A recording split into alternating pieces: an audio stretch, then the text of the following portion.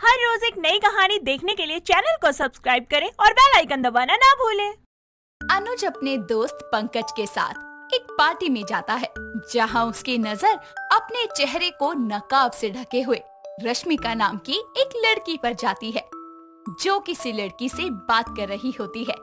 क्योंकि रश्मिका का चेहरा नकाब से ढका हुआ था, तो अनुज बस उसकी आंखों को ही देख पाता है और मन ही मन में सोचता है, कितनी खूबसूरत आंखें हैं ये। ऐसा लगता है जैसे कोई ख्वाब देख रहा हूँ। दिल करता है बस देखता जाऊं और देखता ही जाऊं। अनुज ये सब सोच ही रहा होता है कि इतने में उसकी आंखों के आगे से रश्मिका ओझल हो जाती है। कुछ वक्त बाद वो पार्टी से घर वापस आता है और ऐसे ही थोड़ा समय बीत जाता है और एक दिन अनुज को रश्मिका उसके घर के पास से कुछ सामान लेते हुए नजर आती है। वो उसे देखकर उसके पास जाकर बोलता है, हेलो सुनिए। जी कहिए। मेरा नाम अनुज है। अगर आपको बुरा ना लगे तो मैं कुछ देर आपसे बात कर सकता हूँ? जी कहिए, क्या बात करनी है आपको मुझसे? जी मैंने आपको उस दिन पार्टी में देखा था, तब से ही आपसे बात करना चाहता था।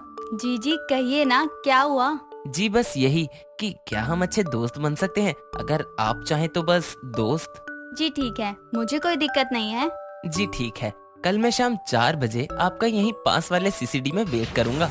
अनुज की बात सुनकर रश्मिका हल्का सा मुस्कुराकर वहाँ से चली जाती है और अगले दिन वो ठीक 4 बजे सीसीडी में अनुज से मिलने आती है और दोनों साथ में काफी देर तक बातें करते हैं। ऐसे ही वक्त बीतता जाता है और दोनों की बातों और मुलाकातों का सिलसिला बढ़ने लगता है। धीरे धीरे दोनों ही एक दूसरे को प्यार करने लगते हैं। ऐसे ही एक दिन दोनों एक पार्क में बैठे होते हैं। तभी अनुज रश्मिका को बोलता है, रश्मिका मैं तुमसे बहुत प्यार करता हूँ और अब मैं तुमसे और दूर नहीं रह सकता। क्या तुम मेरे साथ अपना सारा जीवन बिताने के लिए तैयार हो? नहीं नहीं, ये नहीं हो सकता। मैं तुमसे शादी नहीं कर सकती। पर क्यों रश्मिका, क्या कोई कमी है मेरे प्यार में? बोलो। नहीं अनुज, कमी तुम में नहीं, कमी तो मुझ में है। इतना कहकर रश्मिका अपने चेहरे पर से नकाब हटाती है और उसका चेहरा एक तरफ से जला हुआ होता है। जिसके बाद रश्मिका बोलती है, यही है मेरी कमी। मैंने तुम्हें आज तक नहीं बताया और ना ही दिखाया। बोलो, क्या अब भी तुम मुझसे प्यार करते हो? अनुज रश्मिका के आंसू पोंछता है और फिर उसे वापस से नकाब पहना देता है और बोलता है, रश्मिका मैं ये सब पहले से ही जानता हूँ और ये कैसे हुआ ये भी जानता हूँ, और मुझे सच कहूँ तो इस बात से कोई फर्क नहीं पड़ता। मुझे बस तुम और तुम्हारा साथ चाहिए, वो भी हमेशा के लिए। तो बोलो, बनोगी मेरी जीवन संगिनी? हाँ अनुज, मैं भी तुमसे बहुत प्यार करती हूँ। मैं तुम्हारी जीवन संगिनी बनने के लिए तैयार हूँ। जिसके बाद दोनों एक दूसरे के गले लग जाते हैं। कुछ समय बाद दोनों कोर्ट मैरिज कर लेते हैं। अनुज रश्मिका को अपनी पत्नी बनाकर अपने साथ अपने घर लाता है, जहाँ अनुज की माँ निशा अपने बेटे के साथ दुल्हन के जोड़े में खड़ी लड़की को देखकर बोलती है, अनुज ये सब क्या है?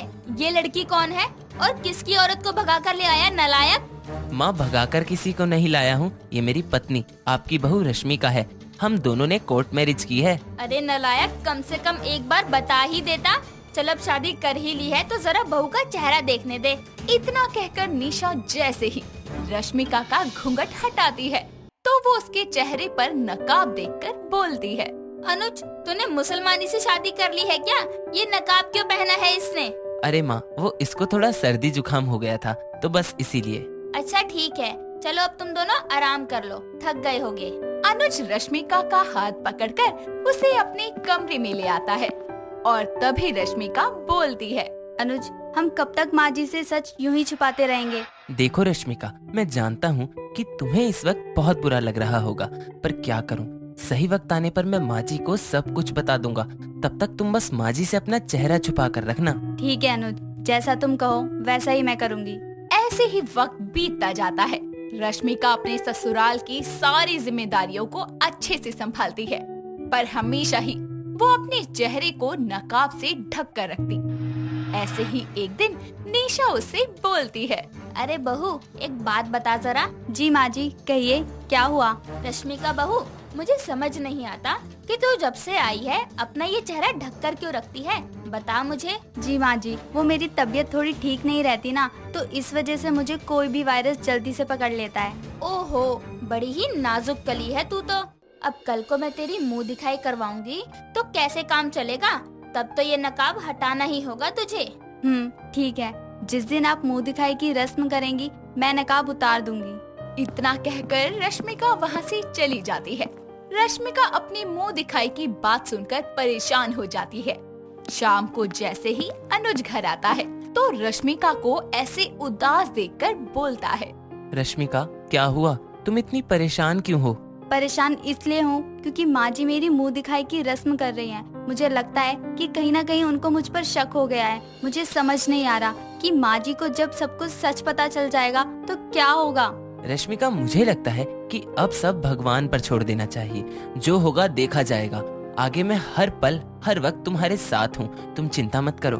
रश्मिका नम आँखों से अनुज के गले लग जाती है तो वहीं निशा खुद से बोलती है। कुछ तो बात जरूर है जो मेरी बहू और बेटा मुझसे छुपा रहे हैं। अब तो मैं पता करके रहूंगी कि क्या बात है। इतना सोचकर निशा रश्मिका की मुंह दिखाई की तैयारियां शुरू कर देती है। निशा अपनी सभी पड़ोसियों के घर जाकर मिठाई के डब्बे बांटती है और उनको अपने घर आने का न्योता देती है और शाम को घर वापस आती है। तभी वो रश्मिका से बोलती है। रश्मिका बहू, मेरी बात सुन, कल तेरी मुंह दिखाई है। मैंने सभी आस पड़ोस की औरतों को न्योता दे दिया है। कल सबके साथ मैं भी अपनी बहू का पहली बार चेहरा देख लूंगी।